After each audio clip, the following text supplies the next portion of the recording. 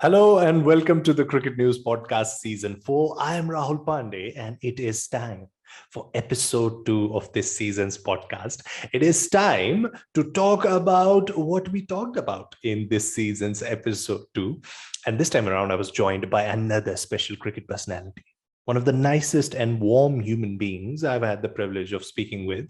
He started out his cricket journey as a player in South Africa, and it is now being scripted in New Zealand in a different role.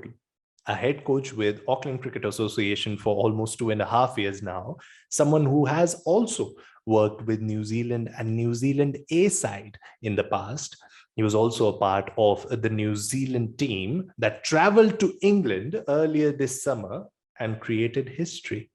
I am talking about Heinrich Malan, and we had quite the chat talking about his story, the stories of New Zealand cricket in his words, and the story of cricket coaching, especially in the current world that we are living in.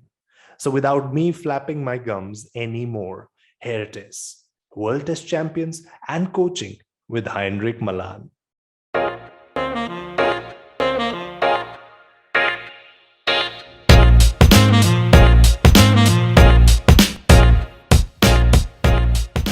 Hey, Heinrich, great to have you on the podcast finally. How have you been? And what have you been up to in the lockdown? How have things been for you in the lockdown? Yeah, Rahul, thanks for having me. It's been a while. We're trying to set this up, and exciting to be on board with you guys. Yeah, look, it's always an interesting time when you got to be at home and you can't be out and about. And I've got a couple of kids, so trying to keep the kids busy, and at the same time, trying to think outside the box with a potential of our season being pushed back a little bit here with us being in lockdown again. But it's all exciting. It's rather safe and to be sorry. And at this point in time, we're doing pretty well as a country. Yeah, and we wish for things to get back to normal pretty soon. I mean, it's just something we never expected. Just the other day, I was watching the test in England, the crowd singing their songs from the stands, cheering out loud. Sports is no doubt, as we say, the most important of least important things as of now. But again, that element of the game, the presence of the fans, really was something we took for granted in the normal world. And to look back at it now, India toured New Zealand in the beginning of 2020, just last year, but really seems like a decade ago. Seems like a long time back. Yeah, 100%. Even thinking back to when we've recently toured the UK with the Blackcaps, our first day at Edgbaston when there was about 18,000 people in there, and that first day was probably even if you speak to some of the more senior guys on the side, a lot of Test cricket, it was probably one of their best days from an atmosphere perspective. 100%, like you say, having crowds back, but also people enjoying being back at sporting events. So. Look, the normal, as you talk about, has probably shifted a couple of paradigms, but I guess at the end of the day, it's also our responsibility as either the coaches or the people working in the sporting industry to keep adapting and keep finding ways to bring that product to hopefully put a couple of smiles on faces. Yeah, definitely. And speaking of that cricket tour in England, you recently did pretty amazing stuff with the New Zealand team, part of that New Zealand team as the fourth coach. Uh, Two big things: beat England in that test series, and then go on to win the first World Test Championship by beating, well, let's just leave the name of the opposition team out there. But in fact, honestly, more than 2 months later now, since that historic day in Southampton, has it sunk in yet, or is it the same? Yeah, look, it's obviously spending some time over there in the winter in the UK and being part of a team that's obviously played some incredible cricket over the last 3 or 4 years across the board, hasn't it? They've been pretty consistent in one-day cricket, and then to get to the first World Test Championship final and actually get across the line is a special feat.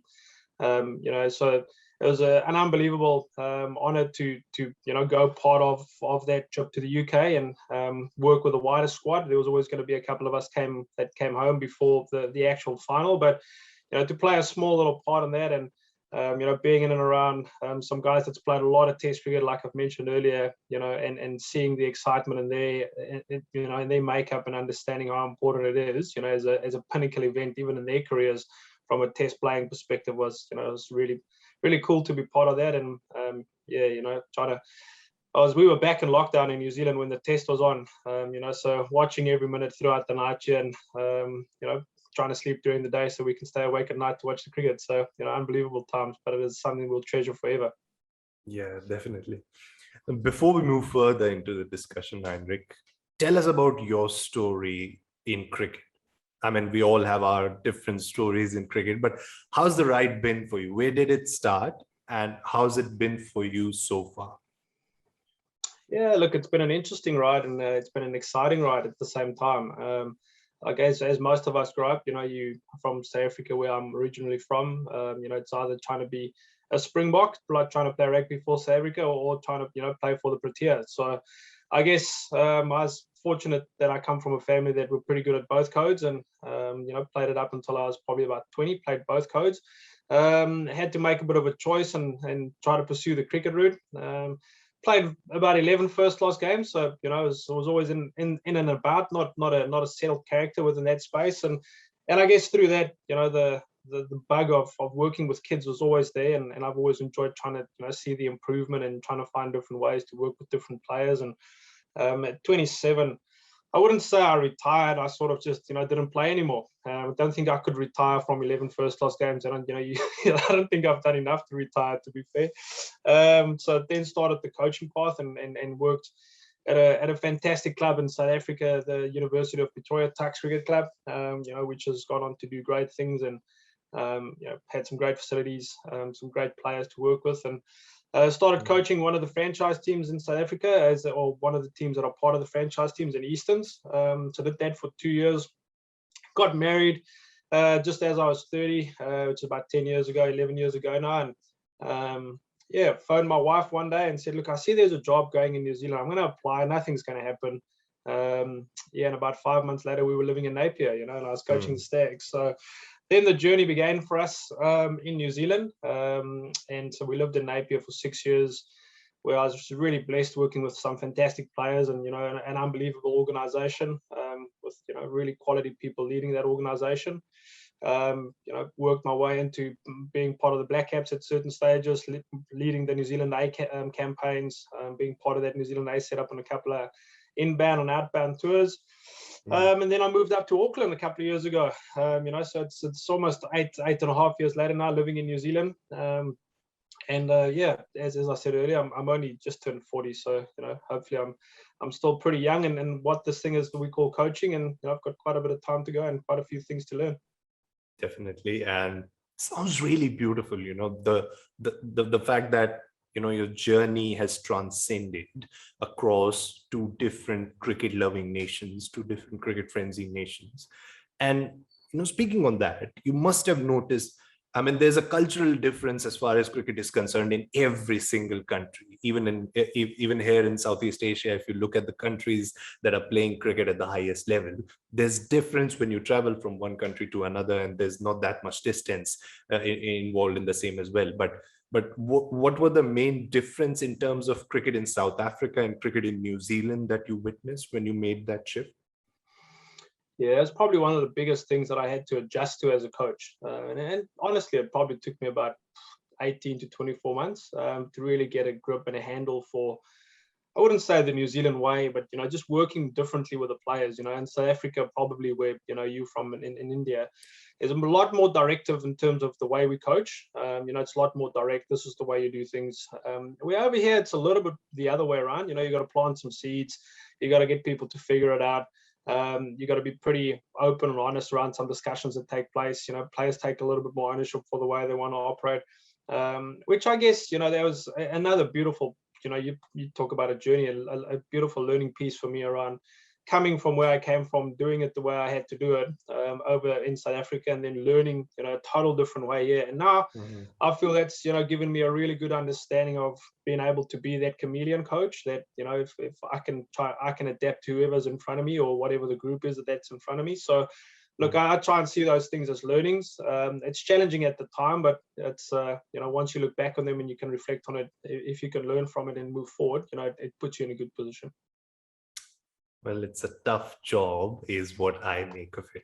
But now that we look at it in the current era, in the current world that we are living in, it makes so much more difference to what the game is all about. It's almost as if, there's the human side of coaching is more required in the current era, and we're going to talk about that. But before that, how have you enjoyed the cricket recently? Because we have had loads of it, and we have had quite a variety of it, so to say. We've had the introduction of the 100. We've had T20 international games, as well as franchisee T20 cricket being played. And then, of course, we've had test cricket as well. So, which format or which segment of cricket have you enjoyed the more recently? I think first and foremost, it just, when you think about us being excited about watching cricket again, maybe when you think about 24 months ago, we were all taking cricket for granted, weren't we? There was so much cricket on there, but we weren't really, we were watching, but you weren't really watching. Now you're all excited about, getting on your phone, seeing what the schedule is like, even planning when you want to go for a run or a walk, or take the kids on a bike because you want to watch the CPL, or, and look, to be fair, like I don't have a specific format that I enjoy the most. I love 4-day cricket and test cricket. I've only been at a couple of tests now, part of a coaching group, and started my coaching journey off at Lords was an unbelievable one. But I guess 4-day cricket for me is all about the tradition and the test of being a first class cricketer. But also you need those skills to progress into the white ball forms, and building a strong foundation and fundamentals around how your game develops. So look, in the same breath, I loved watching the 100. It gave us so much more of an insight into how you can look at the same product but term it differently and use a different language. And again, it inculcated the same audience in a different way, which was exciting. So look, I think as the game moves forward, we've got to start being smart around the way we market it and the way we think outside the box to keep up with the trend of what the new generation wants. And I guess from a coaching perspective, it's the same, isn't it? You as a coach, you got to keep evolving with whoever's in front of you. And the kids of today, want things totally different to the way that I wanted things when I was probably 20 years old. So I guess that's the challenge, but that's the fun piece of coaching. Every day is a different sort of set of people in front of you, and you got to try and find a way to connect to them.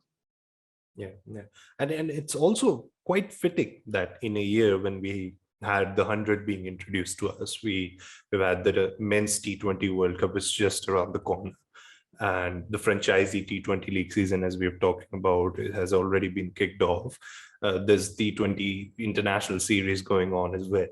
But then test cricket seems to be doing pretty good, regardless of all the disbelief that was there around its existence. Some of the people in the fraternity might have questioned it. The fans might have questioned it as a whole. But there it is, producing thrillers, getting its first World Test champions in the air. What are your emotions around this particular format in 2021? As a cricket coach who has been working at the top level, what do you make of this format in 2021?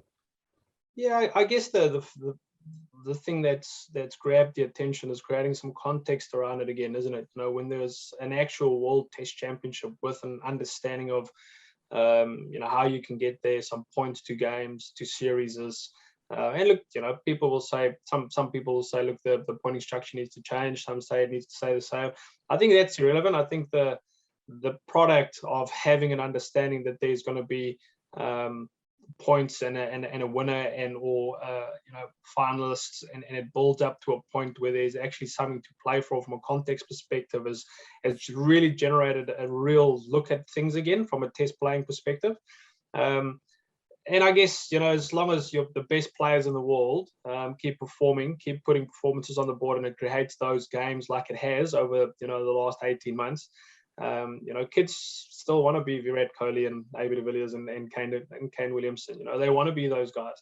There's at the moment in New Zealand, obviously, Kyle Jamieson has taken the world of Test cricket to a storm. And a lot of kids. My 3-year-old, all he wants to be is Kyle Jamieson. So I guess it creates context and it creates connection. And that was his platform. And I can guarantee someone like Kyle would. He would be a test pundit for the rest of his life, wouldn't he? On the back of his rise in the international game. Yeah, he would definitely be. And even if we talk about India, the kind of impression that he has left, even though we were on the receiving end, of course. And just before in the two-match test series that India played against New Zealand, he put up a brilliant impression and then followed it up with that brilliant performance in the final. Even in the IPL with the white ball, the way he bowled, I can say people are pretty excited to see him bowl in India later this year. So he's of course built a platform for him. Right then, summer of England 2021 will, needless to say, be a memorable one for you as well as the whole of New Zealand. But there's a process that went behind it, right? And we're trying going to talk about that process. Coaching being an intimate part of the game, as we have discussed so far, an intimate feature of the game, especially in the current climate. The bio bubble, as we call it, has brought more into play, the more human side of player management and team management into play. It's almost like the glue that was earlier needed to stick the team together in the past. It is needed now more than ever. What has your experience been in regards to that? Yeah, it's trying to find a balance, I guess. Because I guess when a little while ago, when you go on tour, everyone's excited for the first couple of days. You can see a couple of things you can get out and about, and then people always tend to revert back to their friends, even when they do go out. And when you're in a bubble, your team room is the only place you go. So you're in there the whole time with the same 25 people. That's all it is. So look, I've really enjoyed that piece of it. It helps with getting new people accustomed to spending time with each other, feeling part of things, getting to know different people from different backgrounds. So in a way, I think it's an awesome byproduct of something that's a really tough situation.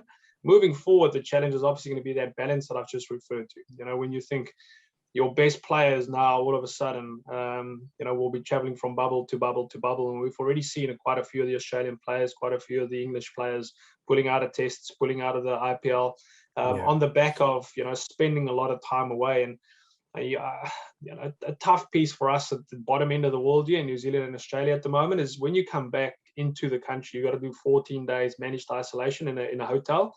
So it's a tough deal when you think you've just been on a tour for 5 weeks. Then you land within New Zealand, but you still got to go into a hotel for 2 weeks before you can get home. So, all those sort of things are going to, be part of the challenge of moving forward from a bubble life perspective. You'll see, currently New Zealand's touring in Bangladesh, and quite a few people on the staff, all from a playing front's not there. And all it's all down to workload management. It's all about trying to figure out people can't be out of, they don't want people to be in bubbles for more than 70 days. So. Yeah, it's an interesting one moving forward. And that's like you say, the well-being part of being a coach and understanding how to get the best out of people is going to play a major role moving forward. And it always has, but it'll be even highlighted more so moving forward with, the forcement of bubble life. And whatever that's going to be the new normal too, So again, trying to find a solution for that is the challenge. It's not going to go away in a hurry, and we've got to keep adapting to it. Yeah. And one of the good things which you touched upon to come out of all of that's been happening in the sporting world has been the discussion around mental health and how the sports fraternity as a whole has been very vocal about it, which is really good to see in 2021. Coming to another aspect of the game, which you talked about, workload management. And there are no two ways about it. It is required with the number of formats the team are playing. The schedule for players, it's crazy to just expect so much of them. And even given the bio bubble restrictions, it makes things all the more tough for them as well as the team staff.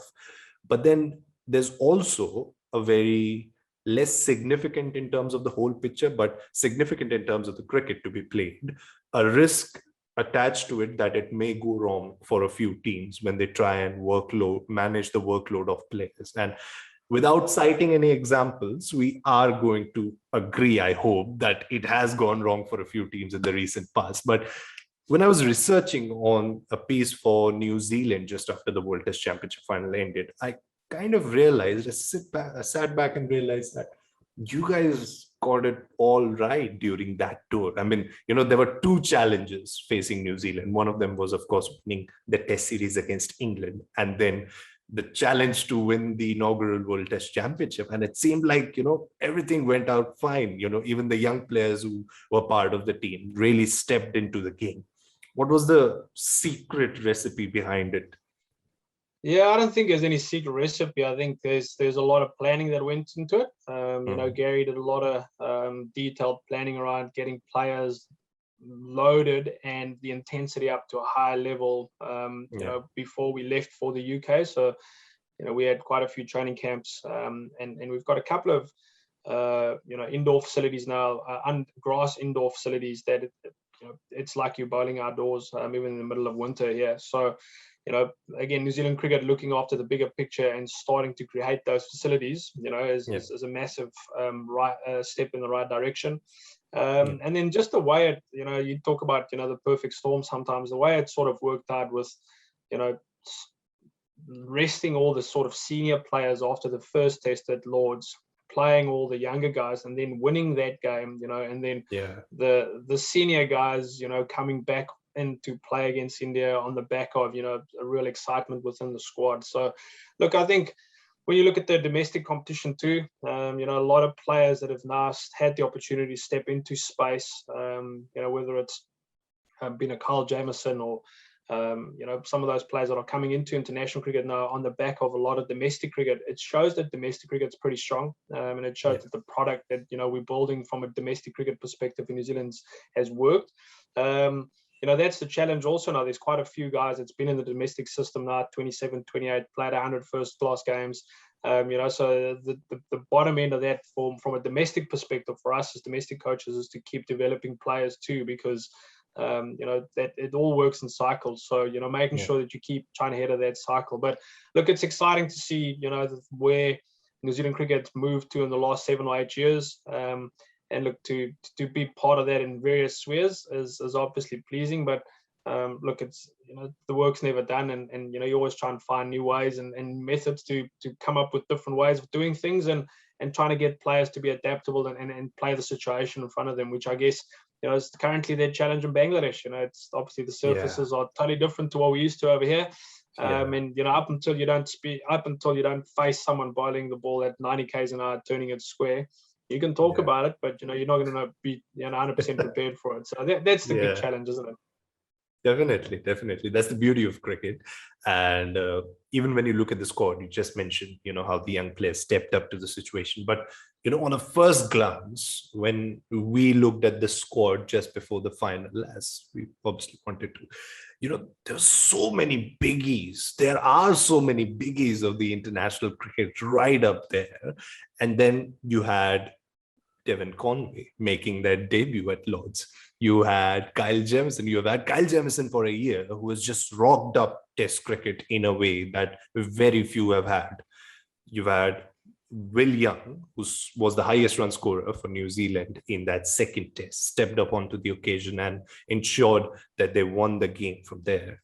And, just to see the kind of depth that New Zealand demonstrated in those 3 games, it was just very much fearsome for the rest of the teams that were watching it. But at the same time, there were these discussions that you've just touched upon a little bit, and we want to delve all into it right now, whether and how domestic cricket has ensured this kind of a depth on the international scenario.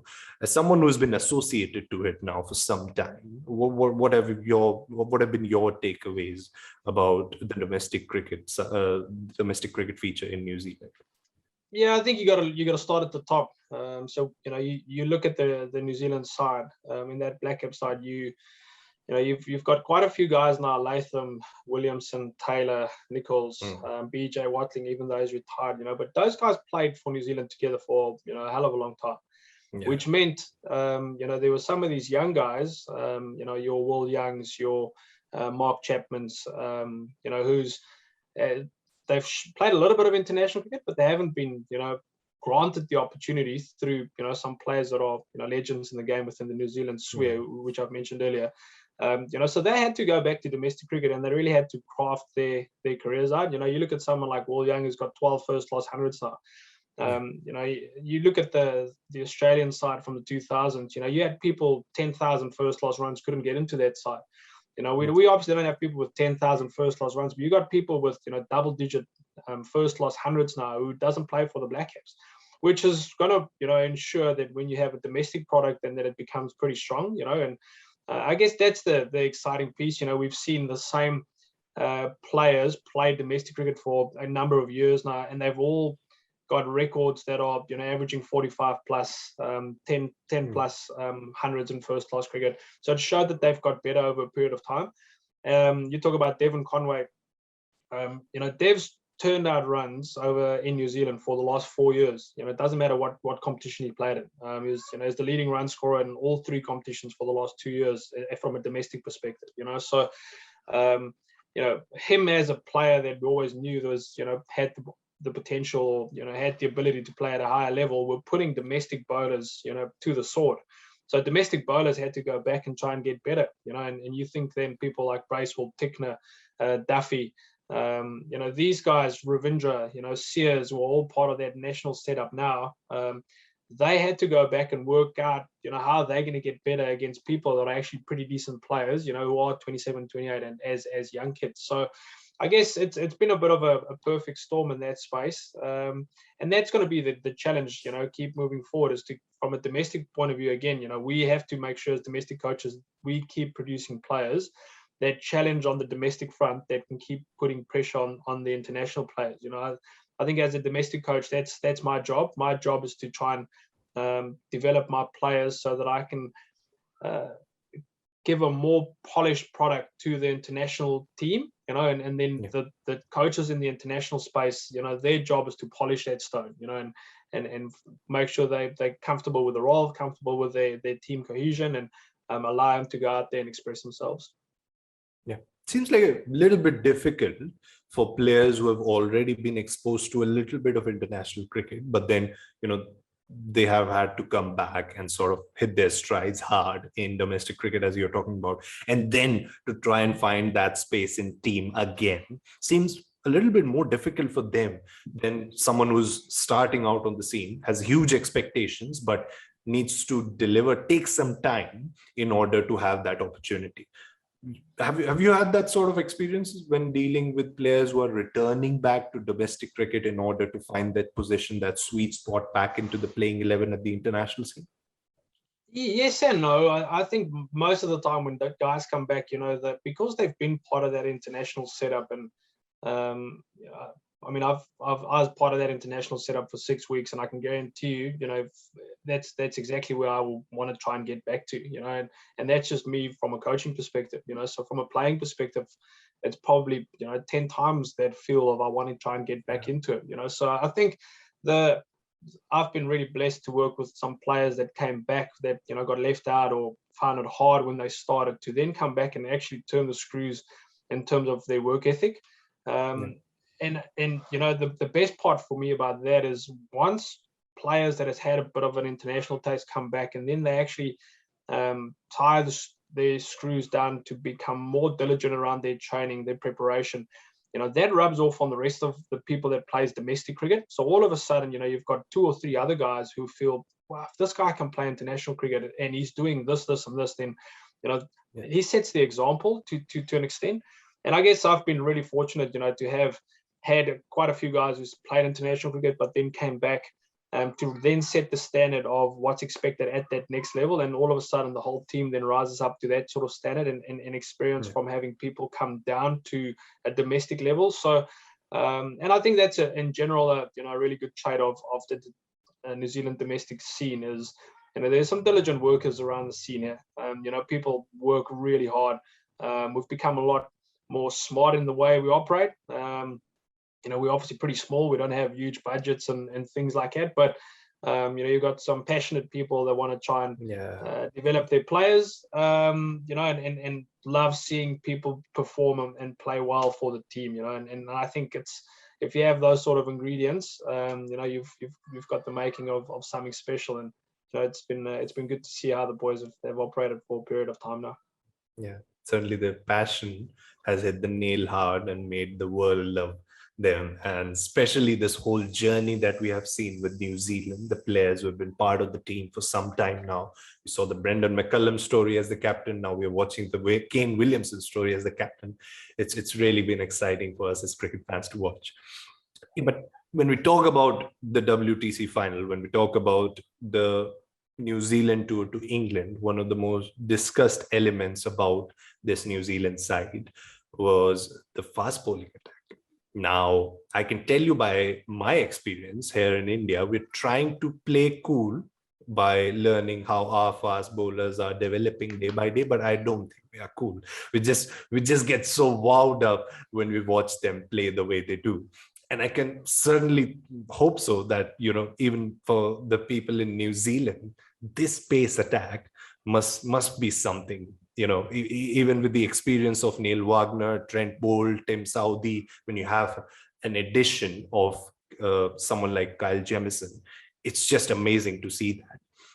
Ahead of the final, when you look at the way these four prepared ahead of the tour, when you look at the way these four prepared, there must have been something special going into that, because for a fact that in terms of the opposition, they are going to come up against you with that pace attack. Even when we talk about the England team, and there's been that discussion in media outlets in England as well, the bowling is far more stronger than the batting, is what's been the discussion.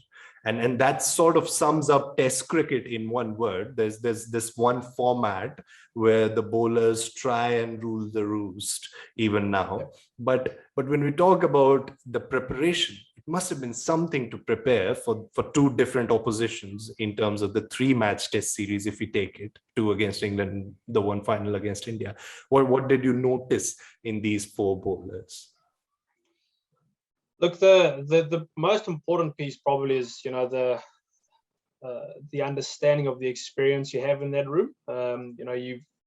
You've failed to mention someone like Matt Henry. Every time he plays, I would want to mention him in terms of the depth. Yes, he's 100%, man. Every time he's played, I think he's only played 12 or so tests, but I think he's been man of the match almost half of them. But he can't, he doesn't make the side on the back of those other players that you've mentioned. So even the reason, so sorry to intrude you, but even the reason we can't mention Matt Henry is because of the 2019 World Cup semi-final and the scars that were given in the opening spell by Matt Henry. We dismissed Rohit Sharma in that game. So but I think the experience, the experience in the room. There was a real focus on making sure and ensuring that the focus was on England to start off with, and there wasn't any talk about bowling to anyone else bar having those guys in front of them, which was the England team at that stage. But then also, you think you add someone new into the mix like a Jamieson, who comes with a total different breed. He's totally different to those other guys that's been around the block a couple of times. So to then see how open they are to around figuring out what makes him tick and allowing him to be him. You look at all four of them, they're so different in the way they operate. You talk about Wagner being that real passionate guy, Southee, the consistency that he brings, Bolt, the skill that he brings, and then Jamieson, a bit of everything, a bit of emotion, a bit of passion, a bit of skill, a bit of bounce, a bit of in-swing, outswing, a bit of brilliance. So just the way they feed off each other. But to keep it really simple, and that's probably the biggest things you can learn from experienced players, how simple they keep things. They knew that they had the 2 Test series against England they got to look after, and that was the focus. Understanding that they have a bigger picture at the end of it, but it wasn't focusing on the bigger picture. It was focusing on Test at Lords, the Test in Birmingham, and if you look after those small little pieces, the big picture will look after themselves. And I guess it's the ultimate understanding of what a process is. When you look at how this 3 Test series played out, with looking after the small pieces, and then that big piece looking after itself, because you had people in and out, different players playing on different workloads. players resting to then do their work in the nets when we played at Warwickshire, at Edgbaston, and getting ready physically but also mentally to go out there in Southampton and what is by all accounts the test of their careers, isn't it? Yeah, definitely. And I'll be honest with you, if I had the opportunity just for 5 minutes, which is too much for what I'm going to ask for, to captain them at any stage, I might as well be so confident that I would have wanted to recreate a Fast and the Furious 4 sequence, because just the passion and the elements around them as a unit seems really exciting. And it's always an incomplete discussion when we talk about New Zealand cricket and we don't mention Kane Williamson. I mean, he's just so cool. The man is a gem. I mean, the adjectives that we use to describe how cool an individual is, they all fall short when we are talking about Kane Williamson, especially his rise alongside New Zealand cricket's rise is something that's synonymous. For a coach, he must be a dream captain, wasn't he? Look, he's next level, isn't he? He's, like you say, he's got some pretty fiery characters from a bowling perspective that he's got to manage, which he does pretty well. He sets the tone from a batting perspective in terms of the way he goes out there and fights through different periods, reads the game unbelievably well.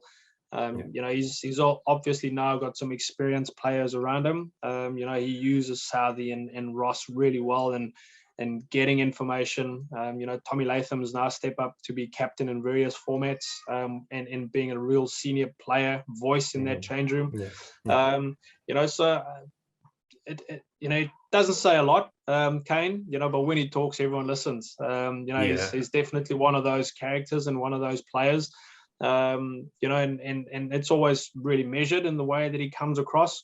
And I guess it's put him in a really strong position, controlling the troops that he has to his disposal, the way that he operates, it's been great to see, how he has stepped into that role of the leader, and in all formats, isn't it? And being the guy that, carries a massive brunt of the workload too, as the captain, because it's not just rocking up and batting. There's all these, conversations, planning, structures behind the scenes that he's a part of, to make sure that the product is the product that comes out there at the end. Yeah. You cannot not love Kane Williamson if you love cricket. That's the saying.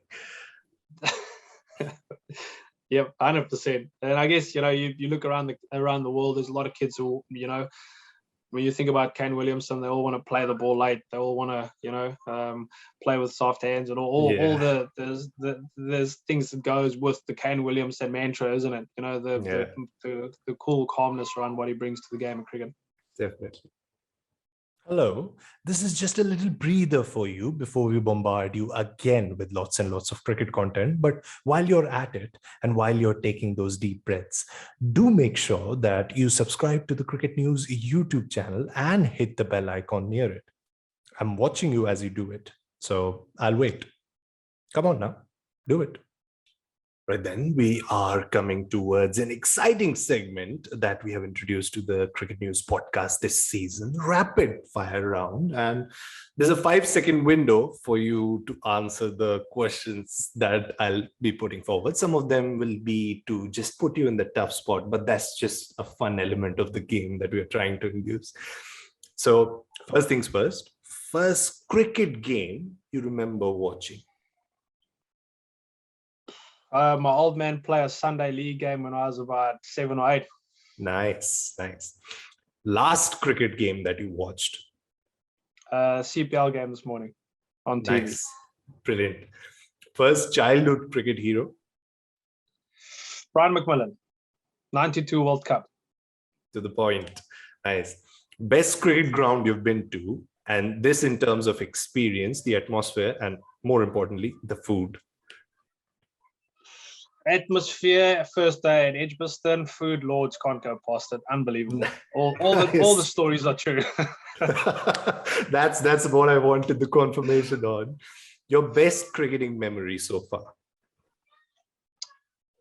Uh, just seeing some of my boys perform at international cricket through the last 12 years that I've been a first class coach. I guess I get judged on trophies, but at the end of the day, what makes me get up in the morning is seeing the players that I work with get better and fulfill some of their dreams, which allows me to have a fantastic job. So just the part of my players moving forward is probably what I enjoy most. Spoken like a true coach. What's your one hot take on cricket that others won't be able to digest?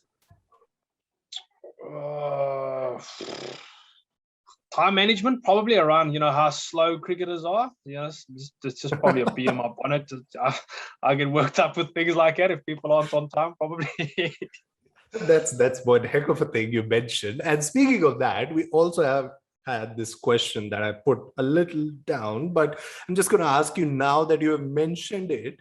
Which New Zealand player, when you were with the team, was always late for breakfast? Oh, it's a good question. I'm trying to think quickly. There's a couple that I can remember. There was always early. Okay.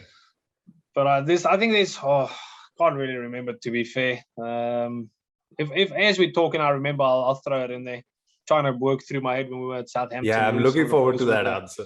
I'll work through it as we go. I'm looking forward to a player I can relate to most in terms of life. So yeah. Now, I'm always early, so that's probably the opposite. Well, then I won't be able to relate to you in any sense now. Thank you so much, Heinrich. But what's been a tough cricket memory for you to take? Probably not playing international cricket. That's probably the one thing that we all set out to do, and you want to get tested at the highest level to see if you're actually good enough. But then to redirect some of those dreams, and now my dreams obviously to try and coach an international side at some stage in my coaching career, and so the fire's still burning, and hopefully whenever we have this conversation someday in the past, I don't have to give you the same answer around my coaching career. Definitely, and delightful for the way you answered that one. Which, now coming back to the New Zealand team and staff discussions, we are obviously going to bring a lot of more topics, but which player was the life of the winning party? Trent Bolt's always up to something. Him and Southey, and then you add a little bit of Wagner in there. Look, they formed such a formidable trio, those guys, on and off the field. They're always up to something, to be fair. But yeah, Bolty's, look, he's busy. He's always up to something, and he keeps people honest, which is always exciting to have a guy like that around the group. Definitely. Which coaching staff member was the life of the party? Come on, Heinrich. I've got big expectations. Shane Jurgensen is absolutely out there. Yeah, no, Jurgo is an absolute ripper. He goes for his 10K walks every morning, 5 o'clock. Always up to something. First man to be out there, set up the warm-up stuff. Very diligent in the way he operates. First man to open a beer. First man to celebrate success after a long day. Sit down, get the boys in recovery. Generally, the life of the coaching staff, I would guess, Shane Jurgensen. Yeah. Your best memory from the current tour to England? Yeah, probably just being in and behind the sanctum of Lords, unbelievable. And then the first day at Edgbaston, 100%. That was the best day of cricket I've ever had in my whole life. Nice to hear that. And now a little tough one. There won't be around if there aren't tough ones. But now let's ask this. As they do call it, the Fab Four, which is your pick? Kane Williamson, Virat Kohli, Steve Smith, or Joe Root? How many can I pick? Only one? Yeah, that's the fun part. Oh, geez, it's an unbelievable tough question then. And I think you sell your short either way, whichever one you pick. Probably I've got to go with Kane. Just being a New Zealander. The way he operates, the record that he has. Winning trophies, being part of fantastic teams. Yeah, I've probably got to go with Kane. But I mean, all four of those guys, you add people like De Villiers in there. Good luck picking the ultimate winner to that one. Yeah, I mean, but you picked up a nice alley to walk into in that question. So I'm going to put you in a little more tough spot now. Your pick amongst Ross Taylor, Kane Williamson, or BJ Watley? Oh, it just depends what you're looking for when you say your pick. I mean, it's just, what sort of I'll play player it do you? differently. Yeah, I'll play it differently. I'll probably think, if you look at the consistency and the grit and determination that I sort of, grew up with. And I know that Sure. BJ was born in South Africa, but look, I really enjoyed the way that BJ goes about his business. Pretty stubborn man around how he operates. Diligent worker, puts his head down, and then he's shown, in quite a few difficult situations across his career that stubbornness, which is a great stubbornness to have when you need it, when the chips are down, comes to the fore. And so out of those three, I'll pick BJ. To come out there and produce the goods as he's shown over his career. Yeah, there was quite the atmosphere around him in that World Test Championship final. We obviously saw his interview just after the game, and he was just so thankful to the journey that he had been part of. But quite frankly, it had been a huge part of that New Zealand side as well, winning the games for them from situations where New Zealand might have thought, okay, this game is not in our hand, but he's been that kind of a player for the team. Surely one to be missed out by world cricket and cricket fans as well. And now for some near future predictions, Heinrich, your dream T20 World Cup final this year, which are the two teams who will feature in that? I'd like to say that I'd like to see a replay of the One-Day World Cup. Okay. Just to see if we can maybe turn the tables on that one. But look, it's going to be a huge World Cup. I think the conditions is going to be different with the IPL being just in front of the World Cup, obviously. So there'll be some different tactics on some different conditions. So it's all going to be it's going to bring different teams into the equation that we haven't even thought of, which is exciting. Because the conditions are going to be a little bit more challenging. But I guess it'll be intriguing. But hopefully we can replay that One-Day World Cup final at Lords, and somewhere in the UAE, turn the tables, which will be a really good turnaround, won't it? Thanks for the hopes, Heinrich. Thanks for the four hopes for all of India and all the fans who will watch this. But yeah, okay. So speaking of that, your dream 2023 World Test Championship final. It would be so fitting if it's New Zealand and India again, wouldn't it? And I would love for that to happen. Yeah, give it a replay. A couple of years later.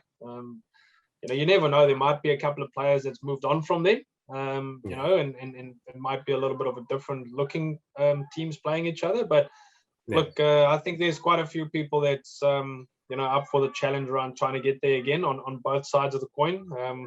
I guess from an Indian perspective, quite a few of the players feel like there's a bit of unfinished business there, and I guess from a New Zealand perspective, quite a few players would like to try and get two up on them. So one of my very good friends is the trainer of the Indian side, so it's always good to have a bit of banter. And that Nick Webb, it's always good to have a little bit of banter in that space with him. He used to work with me when at CD. He was my trainer there, so know him pretty well. Yeah. It would be lovely to watch an India-New Zealand final in sort of near future, and it would be lovely for me to have that opportunity to text you as well with a little bit of a banter, as you just mentioned. But yeah, it has been a real pleasure, Heinrich, talking to you about all the different aspects of coaching.